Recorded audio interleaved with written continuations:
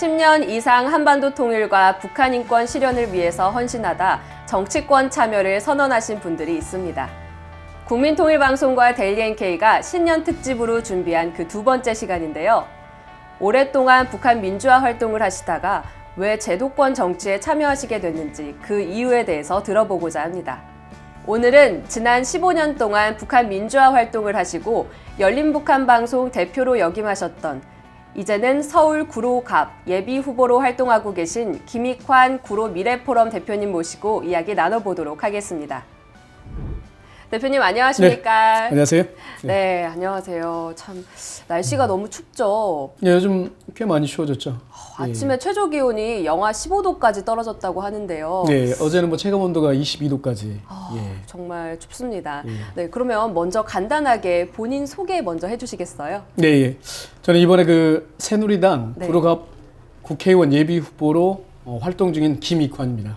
말씀하신 것처럼 열린북한방송 대표를 역임했고요. 네. 지금 여기 구로 미래포럼 대표로 활동하면서 국회의원을 준비하고 있습니다. 그러면 요즘 어떻게 예비 후보 활동하고 계세요? 요즘 선거구 획정 문제가 아직 마무리되지 않아가지고 네. 예비 후보들이 상당히 좀 괴로워하고 있는데 사실 네. 구로 같은 데는 그전과 다름없이 갑을로 나눠질 것 같아요. 그래서 저는 갑에 이제 예비 후보로 등록을 하고 활동을 하고 있는데 네. 주로 아침, 저녁 출근길, 퇴근길에서 이 지역 주민들에게 인사를 하고 있고요. 그리고 오전, 오후에는 뭐 상가 방문을 한다든가 네. 또는 이 지역사회를 위해서 오랫동안 노력하셨던 많은 분들, 뭐 직능단체에 속해 계신 많은 분들을 직접 찾아뵙고 인사를 드리고 있습니다. 네, 예. 참 바쁜 하루를 보내시고 계신데요. 이번에 또 처음으로 국회의원 선거에 도전하시게 된 거잖아요. 예, 예. 어떤 특별한 계기가 있으신가요? 사실 많은 분들이 그렇게 이야기를 합니다. 그 전까지 북한 인권운동을 하다가 국회의원 나가게 됐던 특별한 계기가 있었냐고 묻는 분들이 많이 계시는데요. 네. 사실 제가 북한 인권운동과 뭐 북한 민주화운동 포괄해서 이야기를 할 때 사실 그건 정치와 무관한 활동은 아니었습니다. 네. 특히 이제 국내 정치와도 무관한 활동도 아니었고 북한 체제와 시스템을 변화시키는 활동을 저희는 북한 민주화 운동이라고 생각을 했습니다. 북한 네. 주민들 스스로 북한 사회를 변화시키는데 저희들이 할 수 있는 많은 일들을 해보자. 뭐 이런 게 이제 북한 민주화 운동이었는데요. 네.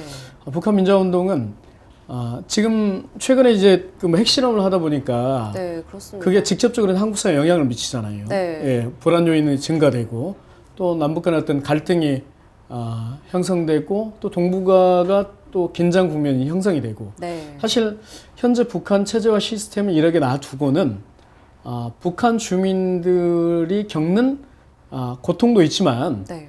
어떻게 보면 한국이 중장기적으로 발전하는데 큰 걸림돌이 될 가능성이 많이 있다고 생각을 했습니다. 그래서 북한을 변화시키는 게 북한 자체를 변화시키면서 통일된 한반도가 더욱더 중장기적으로 발전할 수 있는 기회를 만들다. 그게 이제 북한 인권운동과 북한 민주화운동을 하게 됐던 계기였는데 이게 정치와 무관한 활동은 아니었다고 생각을 합니다. 그리고 결국 이제 이런 활동들을 하다 보니까 북한을 변화시키는데 그 어떤 한국 사회, 한국 정치나 네. 이런 사회를 변화시키는 것과 결국에는 같이 맞물려 가더라는 걸 이제 느끼게 됐습니다. 그래서 최근에 이제 한국 정치에 또 뜻을 갖고 이렇게 시작을 하게 됐습니다. 네. 이렇게 자연스럽게 북한 민주화 활동에 대한 이야기가 나왔는데요. 네. 이 북한 민주화 운동은 어떤 계기로 관심을 갖게 되셨나요?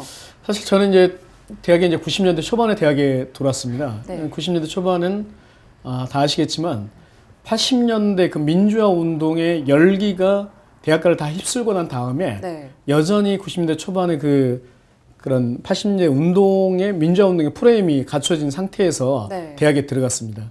저는 대학에 들어가서 자연스럽게 어떤 대학생으로서의 사회적 책임 또 지식인으로서 사회적 책무를 고민하고 있던 터에 자연스럽게 이제 학생운동에 발을 딛게 됐습니다. 근데 80년대 학생운동이 민주화를 추구를 했지만 네. 민주주의자들만 있었던 건 아닙니다. 그 안에는 이제 친북적인 성향을 가지고 있었던 분들도 계셨고 저도 너무 이제 제가 의도하지 않았지만 자연스럽게 그런 친북적인 학생운동에 몸을 담았다가 네. 이게 아주 잘못됐다고 하는 걸 깨닫고 네. 생각을 바꿨습니다. 평소에 이제 힘들고 어려운 사람들과 벗이 되고 싶은 생각들이 있었어요. 네. 그래서 뭐 그때 많은 사람들이 이제 운동을 그만두고 뭐 자신의 진로를 고민했지만 저는 여전히 그때 당시에도 사회적 책무, 지식인의 사회적 책무라든가 뭐 이런 것들을 고민하다 보니까 다시 초심으로 돌아가서 지금 상황에서 제일 어렵고 힘든 사람들이 누구인가를 고민하게 됐죠. 그때 때마침 이제 그 대량 아사자, 북한에서 그런 사람들 많이 발생을 하고 또 탈북자들이 한국에 와서 겪는 그 북한에서 겪었던 이야기들을 많이 이제 하시더라고요. 그래서 그걸 직접 들으면서 내가 또 이런 일들을 해야 되는 거 아닌가. 그리고 이제 그때 당시에 김대중 정부 또 노무현 정부가 들어서서 그 이후에 계속 학생운동의 경력을 뭐 적극적으로 이제 어필하면서 정치권에 들어갔던 분들이 많이 있었습니다. 근데 저는 그때는 정치권보다는 오히려 더 힘들고 고통받고 있는 사람들의 입장을 대변하고 그 사람들과 함께하는 활동들을 벌이는 게 필요하겠다 이런 마음을 먹고 북한민주화운동을 이제 하게 됐던 겁니다. 예. 네, 어떻게 보면 인생의 전환기라고도 할 수 있을 것 같은데요. 네. 그리고 또 중국에서 북한 민주화 활동을 하셨다고 들었는데요. 네. 이건 구체적으로 어떤 활동인가요?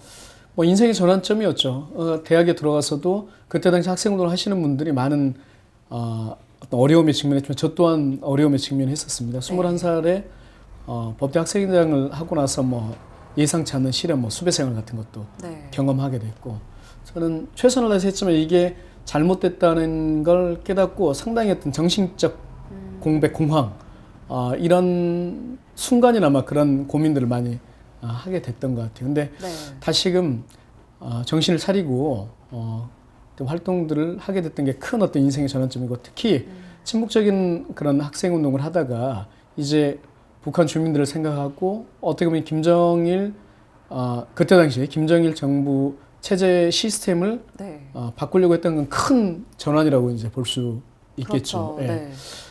그리고 이런 활동을 하면서 이제 그 서울 지역을 중심으로 그런 활동들을 이제 많이 했었는데 뭐 북한 인권 학생연대라든가 그때 당시에는 이제 많이 북한 인권에 대해서 무관심 하던 때였습니다.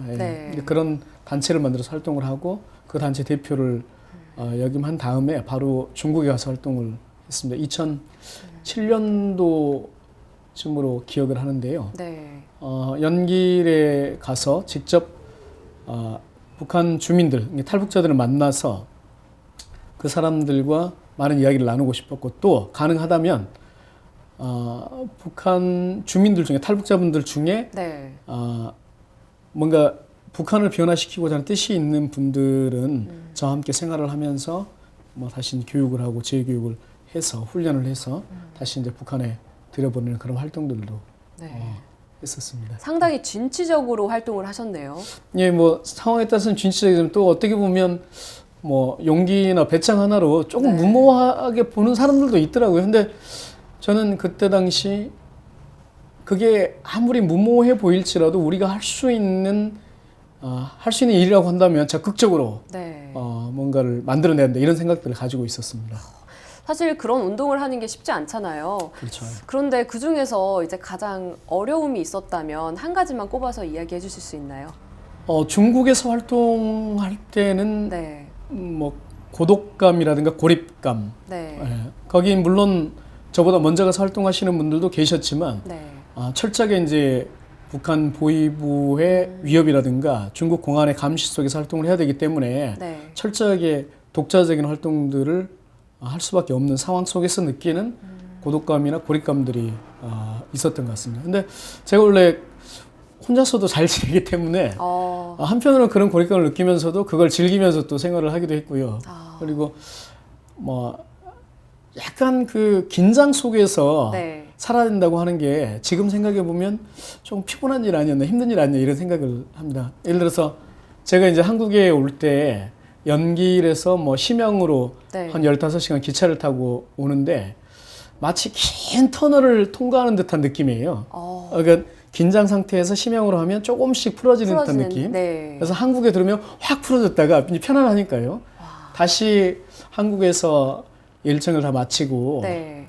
다시 중국에 들어갈 때쯤이면 다시 꽉 조여오는 듯한 그런 느낌이 있습니다. 네. 정신 바짝 차려야 되겠구나. 다시 이제 긴장감 속에 저를 내던지고 생활을 하는 과정 속에서 어떤 정신적인 어떤 피로감이라든가 이런 것들이 좀 있었던 것 같아요. 그리고 뭐 더 즐거움이 많았기 때문에 네. 그런 일들을 이제 계속 할 수 있었던 것 같습니다. 아, 예. 대표님이셨기 때문에 그걸 극복하신 게 아닐까 싶은데요. 아니요. 다 이제 네. 그런 환경에서 조금 더 힘들어하고 조금 더 어려워하는 사람이 있겠지만 누구라도 그렇죠. 북한 주민들을 위해서 뭔가를 하려고 하는 사람 또 네. 중국 연길에서 막 두만강을 건너서 나온 탈북자분들을 만났을 때 네. 그런 드는 그 마음 이거면 충분히 저는 모두 이제 이겨낼 수 있다고 생각을 좀 하고 있습니다. 저만의 특별한 일은 아니었을 겁니다. 예. 그리고 또 한국에서는 대북 라디오 방송을 제작해서 북한으로 송출하셨다고 네, 들었습니다. 예. 이거에 대해서는 어떻게 관심을 갖게 되셨으며 왜 이걸 시작하시게 됐는지. 사실 제가 2007년부터 중국에서 활동을 했는데 2009년 한 11월 정도로 기억이 됩니다. 네. 그때 이제 예기치 않은 사건에 휘말려서 중국 공안에 네. 검거가 됩니다. 검거가 되고 나서 제가 네. 그 검거를 피해서 한국으로 다시 이제 입국하는데 성공을 하는데 네. 그때 이제 결혼을 했어요, 한국에서. 그 사이에. 예, 중국에 지금 이제 가셨다가 다시 돌아오셔서 결혼을 하시고 예, 다시 나가신 잠깐 건가요? 이제 들어온 거죠. 그러니까 네. 중국 공안 당국이 이제 북한 사람들 만나는 것 자체를 이제 금기시하고 있기 때문에. 네. 근데 어떤 예기치 않은 경로를 통해서 제 활동이 이제 드러나면서 네. 거기서 이제 지속적으로 활동을 하지 못하는 상황이 이제 됐던 거죠. 그래서 뭐 검거가 됐는데 뭐 하여튼 거기서 뭐 이러저러 어떤 기지도 발휘를 좀 해서 이제 나왔습니다. 네. 그래서 구로에 와서 이제 그 전에부터 사귀고 있던 여자친구 지금 아내인데 네. 결혼도 하고 신혼여행 갔다 와서 다시 이제 들어갔어요, 중국으로. 근데 포기할 수 없어서 그 아내분이 이해를 많이 해주셨나 봐요.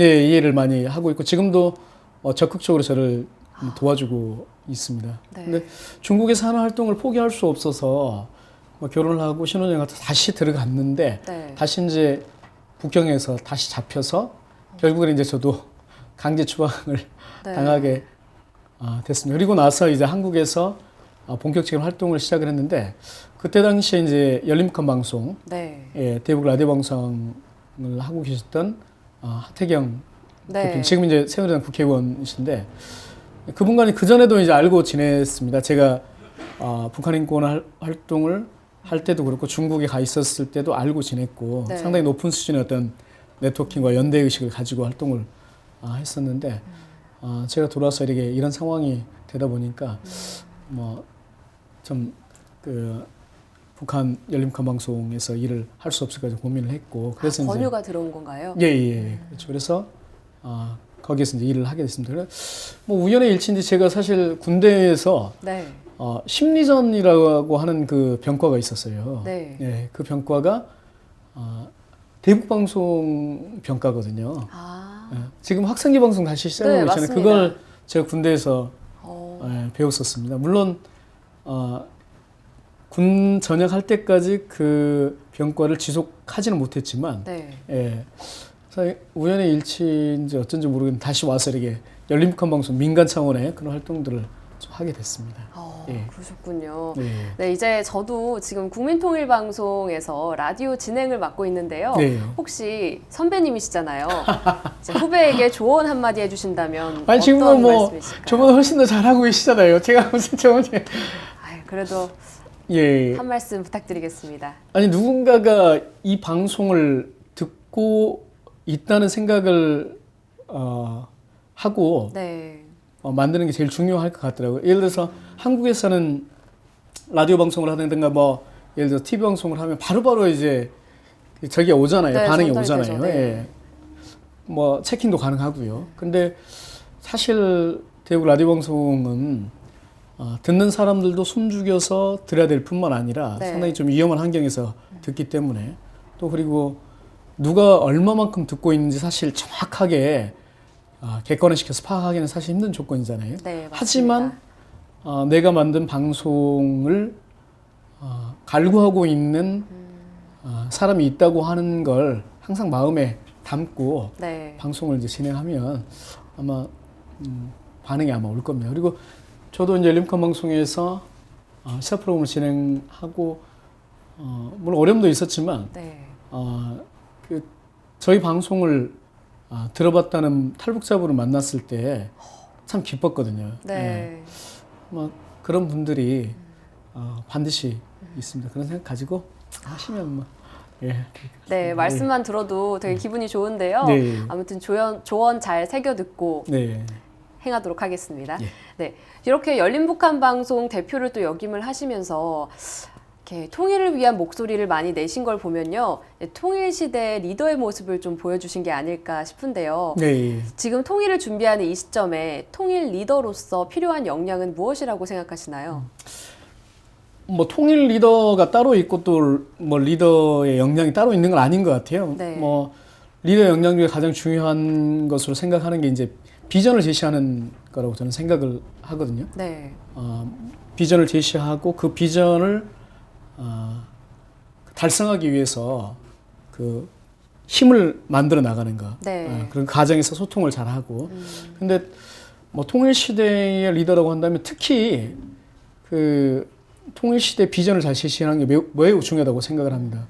뭐 현 정부 들어서 뭐 통일에 대한 분위기나 환경이 많이 나아지고 있고 또 박근혜 대통령께서도 통일 대박이라고 몇 번 이제 말씀하시는데 사실 생각해 보면 통일 대박이 너무 자연스럽게 오는 건 아니거든요. 네. 통일이 기회가 될 수도 있지만 상당히 위기가 될 수도 있다고 저는 생각을 하고 있습니다. 네.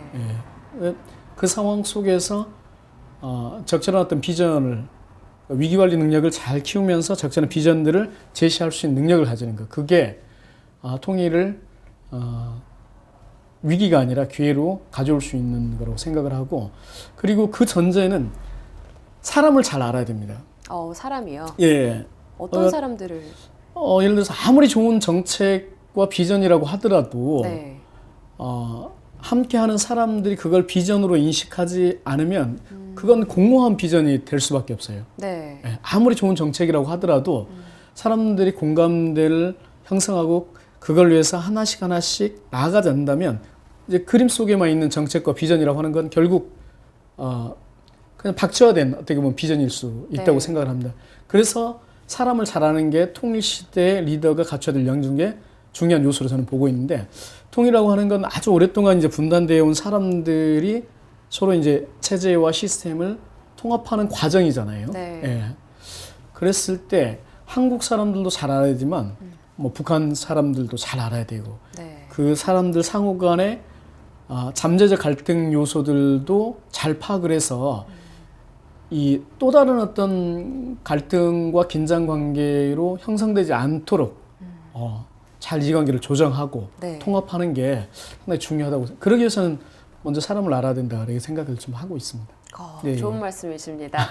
그렇다면 이 네. 북한 민주화 운동가로서 이제 한국 정치를 잘 해낼 수 있을 만한 요소가 있다면 네. 말씀 좀 해주시겠어요? 일단 정치인에게 조금 전에도 뭐 비전을 제시하는 능력도 이야기했지만 네. 이 근본은 어떻게 보면 어떤 희생과 헌신이라고 생각을 합니다. 네. 그러니까 정치인이 정치를 자기 어떤 명예의 수단, 어떤 권력의 수단으로 삼는 게 아니라 그 국민들에게 봉사하고 헌신하고자 하는 마음이 대있지 않으면 네. 아무리 대단한 능력을 가지고 있다고 하더라도 그건 자신의 어떤 영달을 위해서밖에 사용할 수 없는 거죠. 그래서 정치인의 자질이 매우 그래서 중요하다고 생각을 좀 하고 있습니다. 그 측면에서 보면 네. 힘들고 어려운 과정에서 자신을 드러내지 않으면서도 묵묵히 뭔가 이게 자기 일들을 뚜벅뚜벅 걸어갔던 그 네. 용기와 헌신과 희생이라고 하는 게 북한 민주화 운동가들한테 요구되었던 거거든요. 네. 그러면 이건 역시 한국 정치에 가장 지금 필요한 요소가 아닌가. 특히 제가 이제 예비 후보로 이제 활동을 하다 보니까 욕을 엄청 많이 먹습니다. 이 국회의원 해본 적도 없는데 네. 특히 이제 조간신문에 그 정치인들 욕하는 게 이제 많이 나오잖아요. 특히 네. 요즘 정치인들 욕 많이 먹잖아요. 근데 저도 보고 있으면 좀 짜증이 나는데 국민들은 얼마나 더 짜증이 날까 하는 생각을 해봤어요. 근데 역시나 그런 기사가 많이 나오면 네. 제가 이제 상가 방문할 때도 그렇고 네. 지역 주민들을 만나면 엄청 이렇게 뭐라고 합니다. 말씀하시죠. 무슨 정치 그래서 그래서 제가 죄송합니다. 전 지금 국회의원 한 번도 해본 적도 없고 이제 한번 해보려고 이렇게 하고 있습니다. 그러면 네. 그러냐고 이제 그때부터 이야기가 통하는데 지금 정치가 욕을 먹고 있는 것도 네. 어떻게 보면 기득권 때문에 그러는 거거든요. 네. 뭐 선거구 획정 문제도 그렇고 네. 각종 최근에 이제 연금법도 통과가 됐는데 그 각종 정책들이 국민들을 위한 정책이라고 이야기는 하지만 사실은 그 기득권을 지키기 위한 네. 그건 맞습니다. 국민들에 대한 어떤 헌신과 어떤 희생 이게 부족한 거 아닌가 이런 생각들을 하기 때문에 저는 북한민주화 운동가로서 가지고 있던 그런 정치적 자질들이 한국 정치의 불신을 극복하고 신뢰로 한 단계 가는 데 있어서 큰 어떤 도움이 될 거라고 생각을 하고 있고요. 또 하나는 이 어려운 상황에서 사실 했어요. 네. 북한민주화 운동 자체를 누가 뭐 알아주기는 했습니까? 물론 지금도 많은 분들이 고생했다고 이야기를 하고 이렇게 인터뷰도 하지만 90년대 후반, 2000년대 초반에는 별의별 소리를 다 들었습니다. 반통일 세력이니 그리고 뭐 친북적인 학생운동 하다가 좀 이렇게 생각이 바뀌어서 활동을 하다 보니까 뭐 변절자니 뭐 이런 네. 얘기를 많이 들었어요. 그리고 그때만 하더라도 북한 주민들이 뭐 탈북자들이 하는 이야기를 다 그냥 뭐 신뢰하지 않는 분위기였어요. 그냥 네. 북한에서 뭐 재짓고 온 사람들이 하는 이야기를 어떻게 신뢰할 수 있는 이런 분위기였거든요. 근데 저희는 뭐 저를 포함해서 그런 활동을 했던 분들은 네. 그냥 그런 이야기에 흔들리지 않고 뚜벅뚜벅 자기의 길을 갔습니다. 그게 저는 소신이라고 생각을 합니다. 네. 뭔가를 드러내지 않으면서 자기 일관된 입장을 가지고 네. 한 발 한 발 걸어가는 것.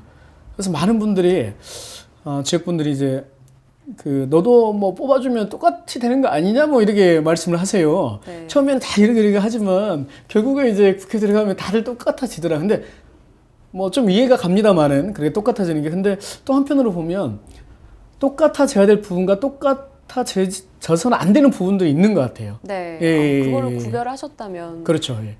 그래서 이제 똑같아지지 않아야 될 부분들은 어떤 정치적 입장에 있어서는 네. 소신껏 설령 그것 때문에 당장은 뭐 오해를 받을 수도 있지만 네. 정직하게 소신껏 한 발 한 발 가는 게 지금 우리 정치에 이제 필요한 요소라고 생각을 하는데 그게 뭐 북한 민주화 운동을 했던 사람들에서는 이런 자질들이 조금 더 있다 저는 장담할 수 있습니다. 네. 예. 어떻게 보면 북한 민주화 활동이 정치 참여로 이어지게 하는 다리 역할이 됐을 수도 있겠네요. 제가 북한 민주화 운동을 했던 것도 네. 북한 주민들을 그 체제와 억압적인 체제와 그런 시스템에서 조금 더 뭐 한국처럼 좀 더 경제적 풍요라든가 정치적 자유를 그 네. 사람들에게 그 사람도 향유할 수 있는 권리가 있잖아요. 네. 그래서 이제 시작을 했고 그렇다면 이게 뭐 통일된 어떤 한반도 지금보다 조금 더 나은 어떤 세상에서 살 수 있지 않겠는가 이런 생각들 때문에 했던 거거든요. 근데 그렇게 봤을 때 이게 정치와 일맥상통하는 부분들이 저는 또 있다고 생각을 합니다. 예. 네. 예. 그리고 또 제가 찾아보니까 대표님 이력 중에 눈에 띄는 부분이 예, 예. 있었는데요. 어떤 게 있었어요? 영등포 교도소 아, 이전 예, 부지 예. 슬럼화 대책위원장을 역임하신 걸로 알고 있습니다. 네, 예. 그거는 어떤 사업인가요? 이 앞에 이제 오늘 차 타고 오시면서 이게 네. 봤을지 모르겠지만 여기 바로 앞에 남부 교정 시설이었습니다. 그러니까 택시를 타면 영등포 교도소 앞이라고 하면 딱 가는 곳인데 네. 여기에 지금 3만여 평이 넘는 부지가 있어요. 네. 여기 이제 구치소와 교도소가 있었던 곳인데 여기에 이제 한 5, 6년 전에 이전을 했습니다. 다른 네. 곳으로. 그때 당시에 교도소 이전 문제는 주민들의 오래된 수건 사업이었죠. 네. 당연히 이제 사실 교도소 하면 사회적으로 필요하지만 약간 혐오 시설이잖아요. 네, 일단 인식 자체가 그렇죠. 부정적이죠. 이제 주변에 이제 그 좀 환경들도 좋지 않고 그래서 뭐 오랜 수건 사업을 해결을 했죠. 다른 데로 옮겼으니까요. 네. 근데 이곳이 이제 그 개발이 이제 계속 추진이 돼야 되는데 상당히 네. 오랜 시간 동안 개발이 지체되고 있습니다. 그러면서 이제 이 지역 주변 어떤 상권들이 다 또 죽게 되고 그리고 상당히 좀 그 큰 땅이 관리가 되지 않다 보니까 네. 상당히 이제 슬럼화 되고 있고 또 우보화 되고 있어요. 네. 예, 주변에 이제 그 학생들이 지나갈 때 저녁에 좀 어두컴컴하고 좀 스산하잖아요, 교도 자체가. 네. 예. 근데 기존에 있는 정치권에서는 물론 노력을 뭐 안 했다고 보기는 힘들겠죠. 하지만 뭔가 좀 더 적극적으로 추진을 해야 될 필요가 있다는 걸 좀 절감했습니다. 주민들이 그걸 바라고 있고. 근데 안타깝게도 2014년도에 지방선거가 있었는데요. 네. 6월 달에. 4월 달에 마치 2014년도에 이 개발이 착공될 것처럼 네. 그 영등포 교도소 굿바이 뭐 이런 어떤 행사를 대대적으로 벌였습니다. 그러니까 네. 주민들은 당연히 2014년도가 되면 이게 착공이 되면 개발이 되는구나 네. 이렇게 생각을 했죠. 근데 알고 보니까 지방선거가 끝나고 나서 계약이 해지가 됐어요. 네. 예, 이건 뭐냐면 이 정치권이 이걸 그 좀 뭐 정치 쇼를 통해서 좀 악용하고 있는 거 아니냐. 네. 주민들의 어떤 불만은 갈수록 높아지고 있고 그게 개발이 안 돼서 주변은 슬럼화되고 있는데 네. 이런 이제 주민들의 의견들이 많이 있어서 제가 영등포교도소 슬럼화 뭐 대책위원회를 꾸려서 직접 주민들에게 지금 현재 이 교도소 개발이 어떻게 돼가고 있는지 설명하고 뭐 서명운동도 진행을 했고요. 네. 그래서 조금 이 지역의 정치권을 좀 뭐 이런 어떤 주민들의 이야기를 좀 던져주고 싶었습니다. 그리고 너희들 제대로 하지 않으면 주민들이 가만히 있지 않을 거다 이런 것들을 좀 보여주고 싶어서 그런 활동들을 진행을 했고 많은 주민분들이 거기에 공감을 하셨습니다. 네. 예. 이야기 듣다 보니까 대표님도 이 구로 지역 주민이신가요? 그럼요. 그래서 조금 전에 말씀을 드렸는데 제가 뭐 처음부터 정치를 하기 위해서 이 구로에 네. 털을 잡았던 건 아니거든요. 그러니까 네. 북한 민주화운동을 하다가 중국 당국에 검거를 피해서 잠깐 왔다가 그때 결혼을 인연으로 했고 네. 와이프랑 둘이 이야기했어요. 네. 내가 먼저 이제 가서 저기다 털을 잡아놓을 테니까 1년 있다가 들어와라. 거기서 이제 뭐 함께 지내자. 그래서 와이프도 뭐 아주 적극적으로 흔쾌히 동의를 하지 않았지만 결혼을 했으면 함께 살아야 되는 거 아니냐 이런 네. 생각이 강했기 때문에 네. 이제 들어오려고 했죠. 근데 제가 역시나 뭐 예기치 않은 또 문제로 뭐 북경에 딱 들어가다가 이제 거기서 딱 다시 이제 추방이 되면서 여기 이제 털을 잡게 된 거죠. 지금 여기서는 애 둘 낳고 네. 여기서 뭐 그 전부터 살고 있었습니다. 그리고 와이프의 고향이에요 여기. 그래요? 예, 그리고 저희 뭐 그 제가 결혼과 함께 뭐 아버님 어머님 장인어른 네. 아버님 어머니라고 이렇게 제가 이렇게 부르는데 저희 이제 그 친어머님 아버님이 다 돌아가셔가지고 사실 저희 장인어른 장모님을 어머님 아버님이라고 이제 부르면서 이렇게 지내고 있는데 그분들이 다 고향이시고 예, 그래서 저한테 구로는 사실 저만 이제 다른 데서 태어나고 네. 저희 아내와 아이들 그리고 친척들이 다 태어난 곳입니다. 네, 예. 대표님의 소중한 분들의 이런 터기 때문에 그렇죠, 예. 더 애착이 가는 지역이 아닐까 예, 싶은데요. 예, 맞습니다. 그리고 또 대표님께서는 교육 사업에도 중점을 두고 계신 걸로 알고 있거든요. 네, 예. 제가 알기로는 구로 엄마 학교 2.0이라는 프로그램도 예, 예. 제가 봤는데 궁금하더라고요. 그 에듀플래너 양성과정이라고 해서 구로 네. 엄마학교 2.0을 진행을 했는데 여기 있는 그 엄마들 물론 다양한 계층들이 또 있죠. 연세가 드신 분들의 바람도 있고 또 뭐 네. 어떤 것들이 있겠지만 그 엄마들 몇 분과 이야기를 하다 보니까 교육열이 상당히 높으세요. 네. 다들 그 한국의 엄마들 다들 학부모라면 높잖아요. 열이 높으시죠. 근데 뭐 정보 같은 것도 사실 조금 부족하기도 하고 또 교육을 할 수 있는 그런 환경들 이런 거에 대해서 말씀하신 분도 있어서 그럼 우리가 여기에 젊은 엄마들을 대상으로 해서 네. 다양한 그 교육 강좌, 뭐 그러니까 아이들을 위한 교육이면서 동시에 엄마를 위한 교육이었습니다. 네. 예, 그러니까 엄마가 먼저 교육에 대해서 고민할 수 있는 기회와 시간을 제공을 하자. 거기서 네. 엄마들이 서로 자기들이 겪고 있는 이야기들도 함께 하고, 그리고 최근에 어떤 변화된 교육 환경에 대해서도 이야기를 하면서 네. 뭐 교육열이 그냥 열정으로만 끝나는 게 아니라 구체적인 어떤 방법에 대해서 함께 고민하고 연구할 수 있는 시간들을 가져보자 이렇게 네. 진행을 했습니다. 근데 제가 예상했던 것보다도 네. 호응이 상당히 좋았어요. 아, 그래요? 예, 원래는 뭐 5회로 진행을 하는데 네. 한 번으로 이제 정리를 하려고 했거든요. 네. 근데 한 차례 진행하고 나서 또 그런 요구가 있어가지고 뭐 진행을 했는데 더 많은 분들이 또 이렇게 참석을 해주셨고, 그리고 계속해서 뭐 천왕동 쪽에서도 그렇고 뭐 저쪽에 다른 동에서도 네. 여기 와서도 그런 프로그램들을 진행을 할 수 없겠냐 이렇게 문의를 많이 해왔습니다. 그리고 근데 이제 조금 안타깝게도 제가 이제 이렇게 또 국회의원 준비를 하면서 그걸 일시적으로 중단했지만, 어떻게 보면 새로운 어떤 교육 환경 그리고 엄마들의 교육열에 부응코자 하는 그런 프로그램들을 만들어내는 게 제가 네. 정치인으로서 해야 될 또 하나의 어떤 큰 일이라고 생각을 하고 있습니다. 네, 예. 정말 구체적인 지역 발전 활동을 하고 계셨네요. 네, 그렇다면 이제 20대 총선을 준비하는 예비 후보로서 네. 구로 주민들의 지지나 호소를 얻기 위한 한 말씀 해주신다면 어떤 말씀 해주실 건가요? 그래서 제가 새누리당으로 그 지금 준비를 하고 있잖아요. 네. 사실 제가 그 고향은 호남입니다. 호남이세요? 예.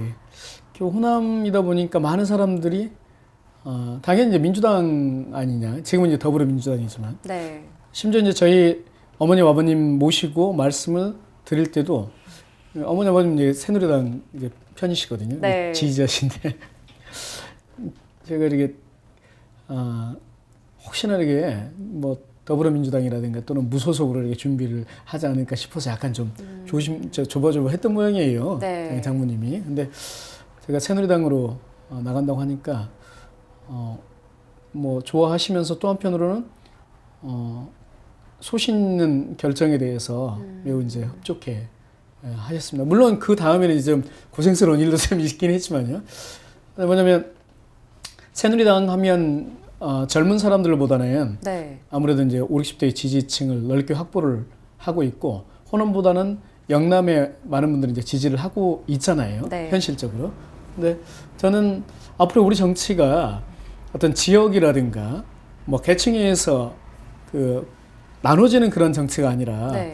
호남에서도 새누리당으로 과감히 출사표를 던지고 뭐 영남에서도 뭐 민주당이나 또 뭐 이런 데 출사표를 던지는 소신 있는 사람들이 많이 나와야 된다고 생각을 하고 있습니다. 그리고 새누리당에도 이렇게 젊고 활력 있는 예비 후보가 있다는 거, 그걸 좀 알아주셨으면 좋겠고요. 네. 예, 그리고 우리 지역이 그간 뭐 발전을 아예 안 해온 건 아니지만 사실 구로 갑인데 여기가 구로 의뢰 비해서 상대적으로 좀 낙후돼 있습니다. 그리고 좀 개발이 정체돼 있고요.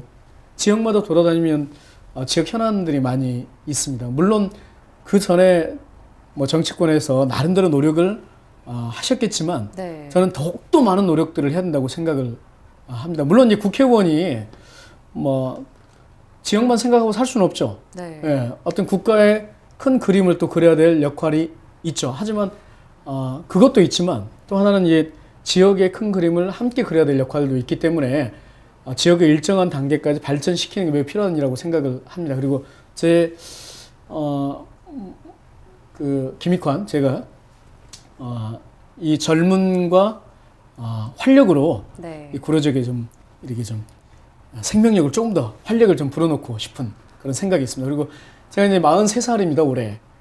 40대 초반이면 한창 일할 나이입니다. 네. 예, 팔 걷어붙이고 지역의 현안들을 해결하고 국가의 어떤 비전을 세우는데, 특히 그 한국 정치의 어떤 선진화뿐만 아니라 네. 통일시대의 어떤 비전을 세우는데 팔 걷어붙이려고 생각을 하고 있습니다. 그래서 우리 주민분께서도 항상 이렇게 좀 많이 이제 격려도 해주시는데 네. 앞으로 더 많은 어떤 지지 좀 부탁드릴게요. 네, 말씀 감사합니다. 그럼 마지막으로 제가 여쭤보고 싶은 게 하나 있는데요. 네.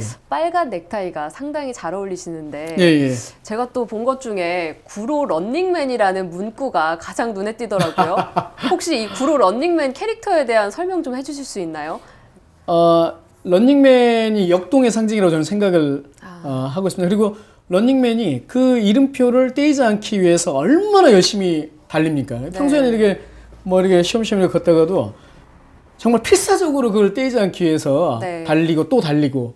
근데 저는 그런 열정과 그런 치열함이 우리 구로에 필요한 거 아니겠는가 이런 생각을 했습니다. 그래서 구석구석 돌아다니면서 런닝맨처럼 구석구석 돌아다니면서 어떤 현안 문제 그리고 주민들과 소통하기 위해서 노력하고 그리고 런닝맨에서는 이걸 떼면 이제 딱 생명이 멈추는데 저희는 이제 떼지 않도록 주민들이 더 많은 힘들을 이제 불어넣어주고 그리고 떼면 또 계속 있습니다. 또 붙일 수 있는 게 여러 장 있기 때문에 그건 그래서 조금 더 그 역동적으로 열심히 지역분들을 만나고 함께 소통하고 지역의 발전을 위해서 고민해야 되겠다 이런 생각을 가지고 저는 그러면 구로에 런닝맨이 한번 돼봐야 되겠다 이런 생각들을 가지고 그런 슬로건을 이렇게 잡게 됐습니다. 예. 네, 정말 빨간색이 상징하는 것처럼 정말 강인한 느낌이 드는 캐릭터인 것 같습니다. 말씀 감사합니다. 네. 오늘은 구로 런닝맨이라 불리는 구로갑 예비후보이신 김익환 대표님 이야기 들어봤습니다. 정말 이야기하는 내내 정말 강인함이 느껴졌는데요. 북한 민주화 활동을 하셨을 때 탈북민들과 밤낮으로 헌신적인 활동을 하셨던 것처럼 이제는 구로 주민들을 위한 활동을 하신다고 합니다. 건투를 빌겠습니다. 이경주 아나운서였습니다. 대표님 오늘 인터뷰 응해주셔서 정말 감사합니다. 감사합니다.